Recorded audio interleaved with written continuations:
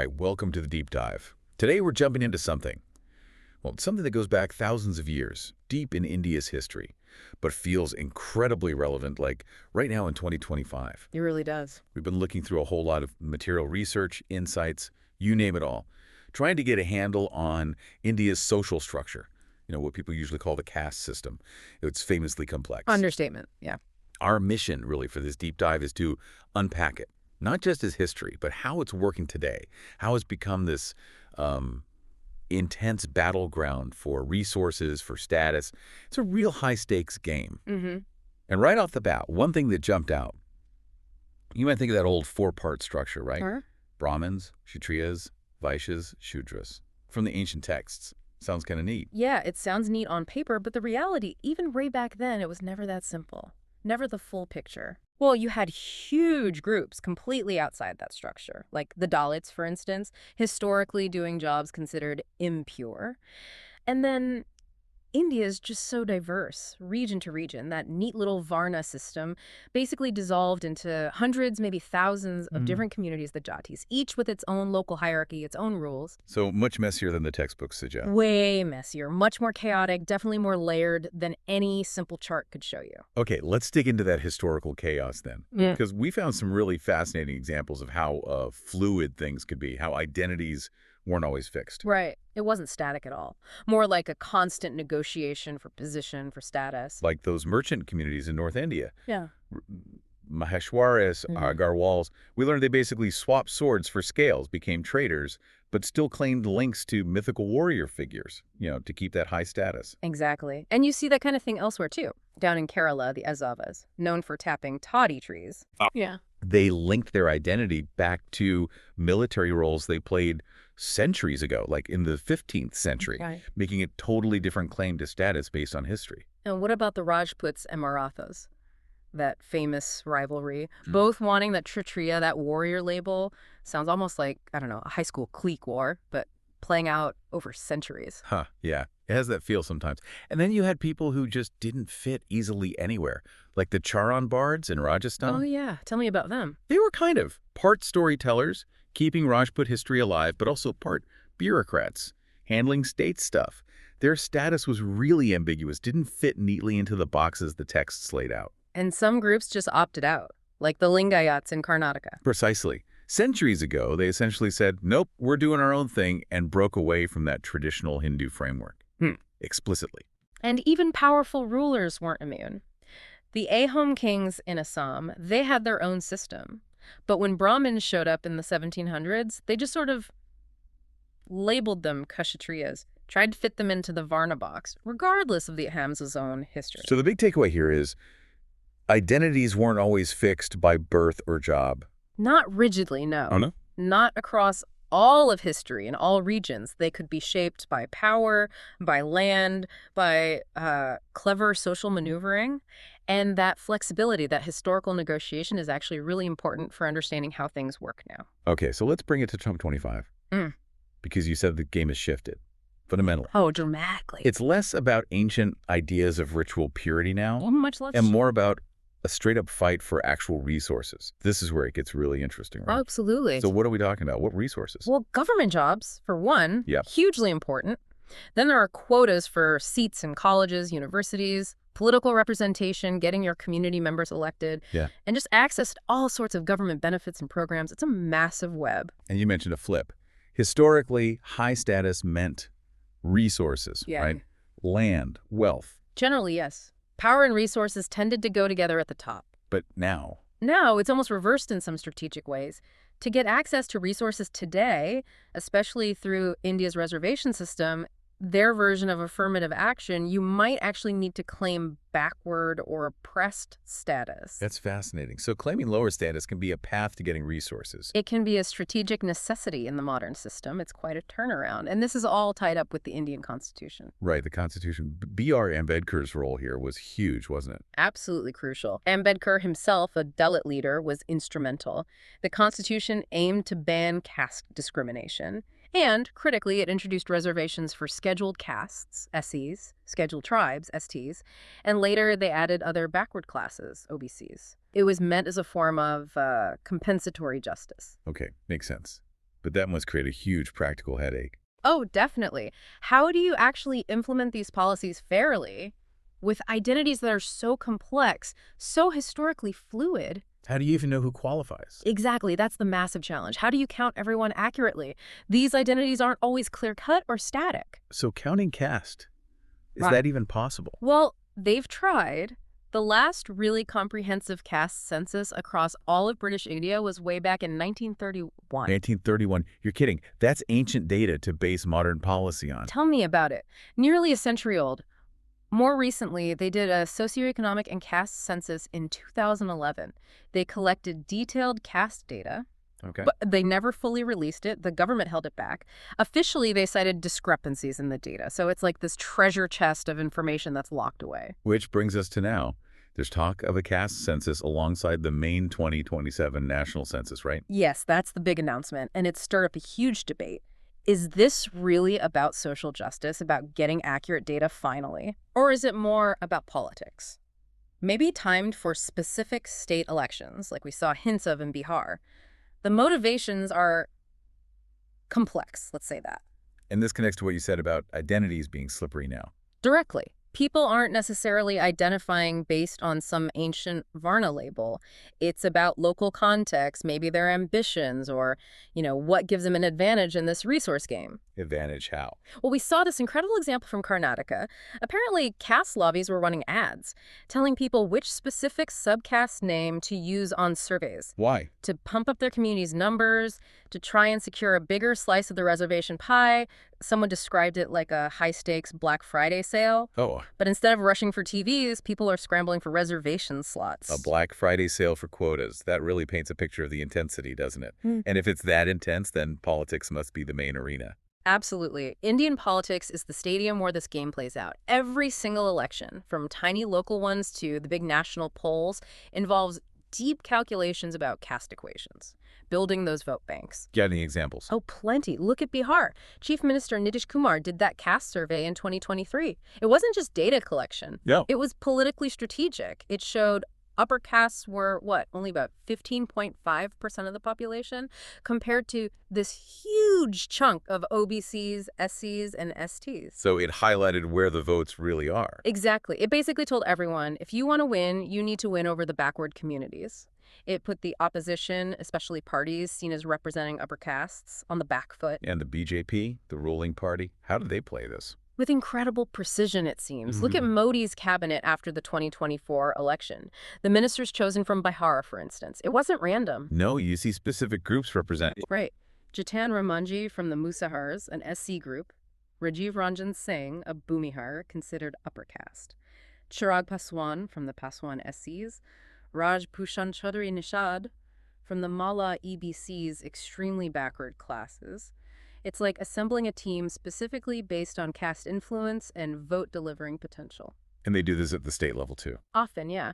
Appointing deputy chief ministers from Dalit or OBC backgrounds when the chief minister is from an upper caste. It's about projecting an image of representation of balancing power across key groups. What about the opposition? The Congress Party? They've been pushing really hard for a nationwide caste census. The idea, ostensibly, is to consolidate their base among minorities, OBCs, and Dalits, sometimes called the Ahinda Coalition. Makes sense politically. Any risks? Definitely. In states like Karnataka, pushing too hard on caste quotas could alienate powerful, dominant groups like the Vokaliyas or Lingayats. They might worry about losing their own influence if the reservation system gets a major shakeup. It's a tricky balancing act. Even the RSS, the BJP's ideological parent group, they've shifted. They've had to adapt, it seems. They faced a lot of heat on caste issues during the 2024 election, so afterwards you saw them publicly supporting reservations, saying they're needed as long as discrimination exists. They even brought in retired bureaucrats to help explain their position. Wow. So it just shows how central, how unavoidable this whole caste conversation is in Indian politics today. Completely unavoidable. It permeates everything, but it's not just politics and policy, is it? It runs much deeper. How so? Well, it's woven into the social fabric, daily life, like a complex social soap opera playing out constantly. In everyday interactions. Absolutely. Especially in rural areas, its influence is still incredibly powerful. We found it affects who you marry. Caste endogamy, marrying within your group, is still very common. Still, wow. Yeah, it affects who you'll eat with, the power dynamics in village meetings, even small things like who gets the main chair at a community gathering. Status markers are everywhere. And it spills into local politics too, right? Mhm. Like that election example. Right, the 2022 Sirathu election in Uttar Pradesh, described as basically a direct face-off between Passes who are SC and Patels who are OBC. Yeah. Other groups like Brahmins and Vaishyas, they ended up being the swing vote, the kingmakers. Even love gets tangled up in it. You mentioned that court ruling. Yeah, the 2025 Madras High Court ruling, it affirmed the right of adults to marry whoever they choose across caste lines, which is great legally. But the reality, The reality is often very different. Families resist, sometimes violently. Horrifically, you still hear about honor killings over intercaste relationships.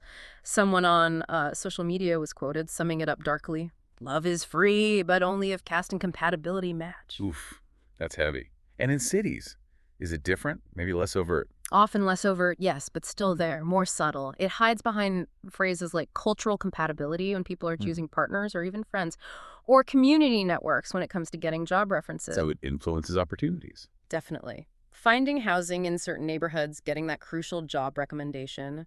Even choices on dating apps can be filtered through a caste lens, consciously or not. And this isn't just minor stuff. It has serious consequences, right? Like in education. Absolutely serious. We saw that reference to the 2025 public interest litigation filed by the mothers of Rohit Vimula and Payal Tadvi. Those were the students who died by suicide. Yes, Dalit students at prestigious institutions, their mothers are alleging in court that there's rampant systemic caste bias and discrimination within top places like the IITs and IMs. It shows that even in supposedly meritocratic elite spaces, these deep-seated issues are painfully real. So all of these things, the history, the politics, the social stuff, it all seems to boil down to this core fight. The resource rumble, as you called it. That really feels like the heart of it in 2025. It's about who gets the government jobs, who gets into the good colleges, who holds the levers of power and gets access to state funds and benefits. And the reservation system is central to that fight.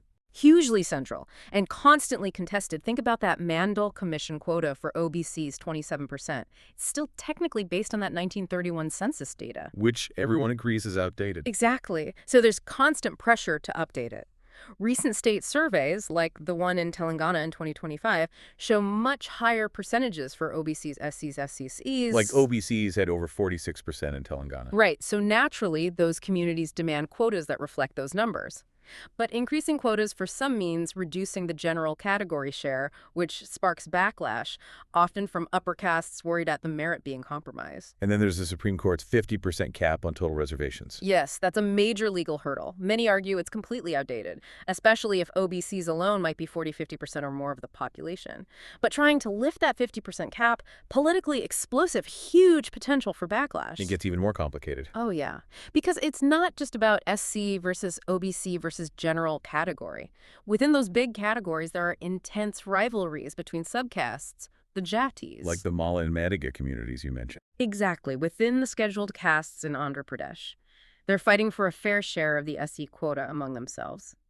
That commission, looking into subcategorization in 2025, apparently got a flood of opinions. It shows how deep these internal battles for resources go. And sometimes these identity fights spill over into actual violence, like Manipur. Tragically, yes. The conflict in Manipur in 2025 between the Meiteis and the Kuki tribes. It's complex, but a major factor is the dispute over granting scheduled tribe status to the Meiteis and what that means for land rights, resources, political power. For some groups, these fights over identity and resources feel like struggles for basic survival. It's incredibly high stakes. It's just layer upon layer of complexity. It really is. And we also need to remember the British role in all this. While caste is ancient, the British definitely left their mark. How so? They made it more rigid. That's what the material suggests, yeah. They had this bureaucratic need for order, for neat categories. So starting in the 1860s, they conducted these detailed censuses. Trying to classify everyone. Right. Trying to shoehorn India's incredibly diverse, often fluid identities into fixed boxes. Hindu, Muslim, this caste, that tribe. Even though it didn't really fit. Exactly. Even some British officials at the time, guys like W.R. Cornish in Madras or C.F. McGrath in Bihar back in 1871, they basically said, hey, this simple four-varna thing doesn't match what we're seeing on the ground. They saw the complexity. But the bureaucracy kept going. The bureaucratic machine kept rolling. They created these official categories, these fixed hierarchies in the records, and that official categorization kind of stuck. It added this layer of artificial rigidity that wasn't always there before, and we're still dealing with the consequences today. Okay, so looking forward then, where does this all go? What are the big things to watch? Well, that 2027 census, especially if it includes a detailed caste count, feels like the biggest potential game changer. How so? New data could totally reshape reservation policies, maybe lead to redrawing political constituencies. It could fundamentally shift power balances. It really could be like opening Pandora's box. Nobody knows exactly what will come out. Anything else on the horizon? Keep an eye on the 16th Finance Commission. Their report is due around October 2025, I think. They decide how money gets divided between the central government and the states. Ah, so more resource allocation. Exactly. Changes there could add another layer to this whole caste resource equation, affecting how funds are distributed within states, potentially fueling more competition. It sounds like. Despite the dream of a caste-free India, A dream many have held for a long time. the reality is that caste is just incredibly persistent. Yeah. Deeply woven into politics, into identity. It remains a very powerful tool for political mobilization, and for many people, it's still a core part of who they are, their community. That's the complex reality. But are there any signs of change? Any hope? Yes, definitely. The material did point to some positive signs. Mm-hmm. You see younger generations questioning old norms like only marrying within your caste. That's something. You see Dalit entrepreneurs creating their own economic success stories, challenging old dependencies, and the digital age. Social media is giving marginalized voices a platform they never had before, to demand rights, to challenge power, to organize. So there are glimmers, absolutely. Okay, so we've covered a lot of ground today. From ancient ideas to this modern battle for resources and status in 2025.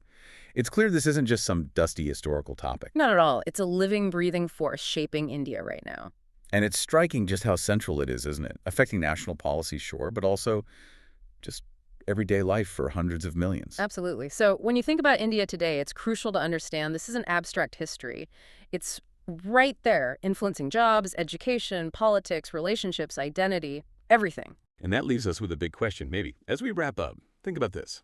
How does a society navigate something so deeply embedded in its past and its present power structures? And maybe more importantly, what role can understanding these modern complexities, the politics, the resource fights, the subtle social stuff, play in actually moving towards a future that's, well, fairer for everyone? Definitely something to chew on.